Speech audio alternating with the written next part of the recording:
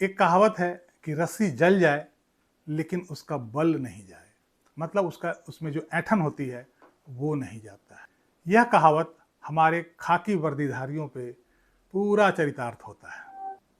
जो हमारे पुलिस महकमे के अधिकारी लोग हैं वो आज भी अपने को अंग्रेजों के ज़माने का पुलिस ही समझते हैं।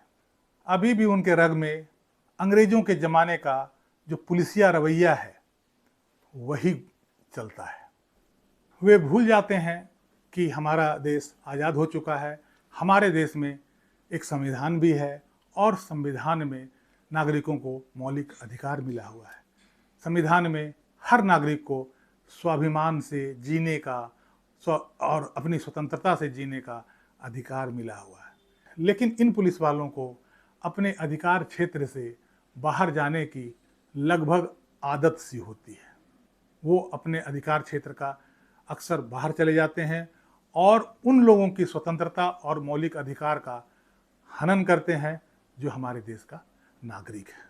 हमारा संविधान का आर्टिकल 21 यहाँ के हर नागरिक को डिग्निटी के साथ जीने की स्वतंत्रता देता है, परंतु अक्सर ये देखा जाता है कि पुलिस वाले इसका ख्याल नहीं रख पाते हैं। नमस्कार, कैसे हैं आप लोग? आज जिस विषय पर चर्चा करने जा रहे हैं वो इसी से संबंधित है, जिसकी सुनवाई अभी हाल ही में सुप्रीम कोर्ट में हुई है और केस का टाइटल है Vihaan Kumar versus State of Haryana. Case का स्टोरी लाइन है, एक व्यक्ति गुड़गांव के अपने दफ्तर में बैठा हुआ था और 10 जून 2024 की बात है। पुलिस वाले वहां पहुंचते हैं और उसे अरेस्ट करके थाने ले आते हैं। अरेस्ट करने से पहले ना उन्हें कोई सूचना दी जाती है, ना कोई नोटिस दिया जाता है, ना कोई सम्मन दिया जाता है और ना ही कोई वारंट दिया जाता है।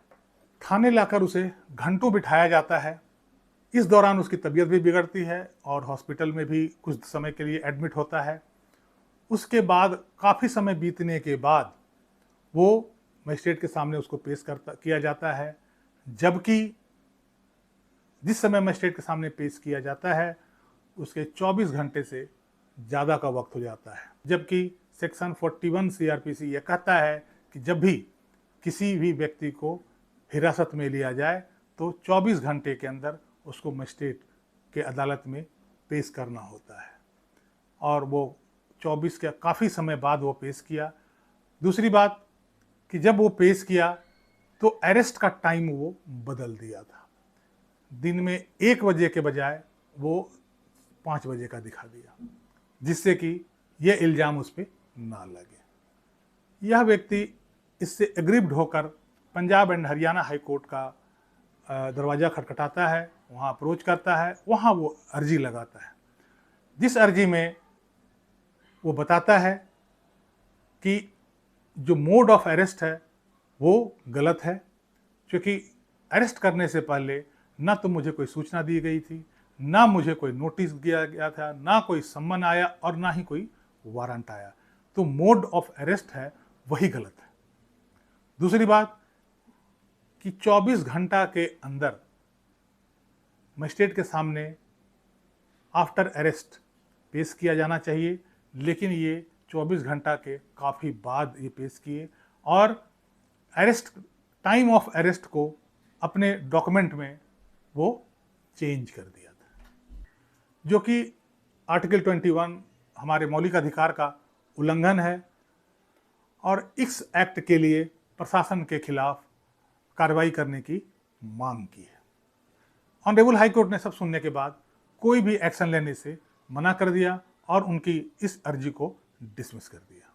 इसके बाद वह व्यक्ति ऑनरेबल सुप्रीम कोर्ट को अप्रोच किया, वहाँ भी उसने सेम अर्जी लगाई और उस अर्जी में उन्होंने बताया कि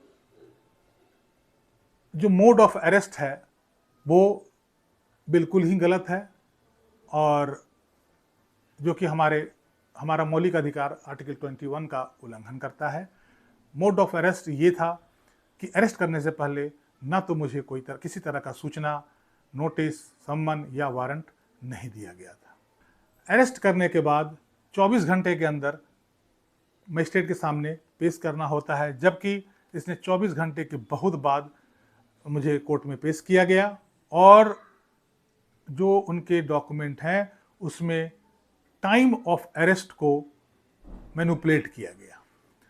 तीसरी बात, हिरासत के दौरान इनकी तबीयत बिगड़ गई थी और जब हॉस्पिटल इनको ले जाया गया तो इनको हथकड़ी पहनाई गई थी और हॉस्पिटल के बेड पर भी हथकड़ी इनकी लगी हुई थी। बल्कि इतना ही नहीं, हथकड़ी में चेन लगाकर बेड से बांध दिया गया था। सुप्रीम कोर्ट ने यह सुनते ही इस बात पे कड़ा एतराज जताया। ऑनरेबल सुप्रीम कोर्ट ने बताया कि ये बिल्कुल अमानवीय तरीका है। पहली बात तो हथकड़ी जो है वो rarest of the rare case में ही लगाया जाता है। सुप्रीम कोर्ट और अन्य हाई कोर्ट का बहुत सारे जजमेंट है जिसमें यह कहा गया है कि हथकड़ी लगाना एक्सेप्शनल है, एक्सेप्शनल केसेस में ही हथकड़ी लगाया जा सकता है। ना तो ये हैबिचुअल ऑफेंडर था, ये आदतन कोई अपराधी था नहीं, ना ही ये कोई बहुत संगीन अपराध किया था, ना ही ऐसा कोई सीरियस बहुत ज़्यादा फेमस क्रिमिनल था, ना ही आतंकवादी था, ना ही इसने कोई ऐसा क्राइम किया था, रेप मर्डर जैसा ऐसा कोई हिनियस क्राइम किया हो, ऐसा भी नहीं था। तो हथकड़ी इसे क्यों लगाया गया? इतना ही नहीं, हॉस्पिटल में उसको बेड से चेन के द्वारा बांधना, ये ऑनरेबल सुप्रीम कोर्ट को बिल्कुल नागवार गुजरा और कड़ी फटकार लगाई हरियाणा गवर्नमेंट को। ऑनरेबल सुप्रीम कोर्ट ने हॉस्पिटल से भी डॉक्यूमेंट मंगवा लिए जिसमें हॉस्पिटल वालों ने भी लिख कर दे दिया कि हाँ, जब ये हॉस्पिटल में था और बेड पे था तो इसके चेन से, इसके हथकड़ी बेड से इसका चेन बंधा हुआ था।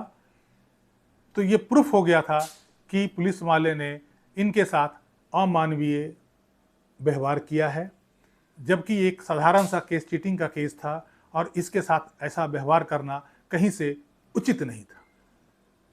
सुप्रीम कोर्ट ने माना कि हाँ, यह केस में इस व्यक्ति का मौलिक अधिकार का उल्लंघन होता है। उसने पंजाब एंड हरियाणा सरकार से इसका एक्सप्लेनेशन मांगा और यह भी डायरेक्शन दिया कि जिस पुलिस वाले ने ऐसा कृत्य किया है उसको कोर्ट में पेश किया जाए।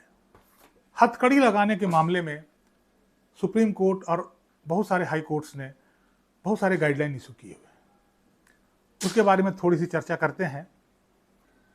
इसमें जो ऑनरेबल सुप्रीम कोर्ट का जो गाइडलाइन है, केस का नाम है सुनील बत्रा वर्सेस दिल्ली एडमिनिस्ट्रेशन। इसमें ऑनरेबल सुप्रीम कोर्ट ने स्पष्ट कहा है कि नॉर्मल सिचुएशन में, साधारण केस में किसी भी व्यक्ति को हथकड़ी नहीं लगाया जा सकता है।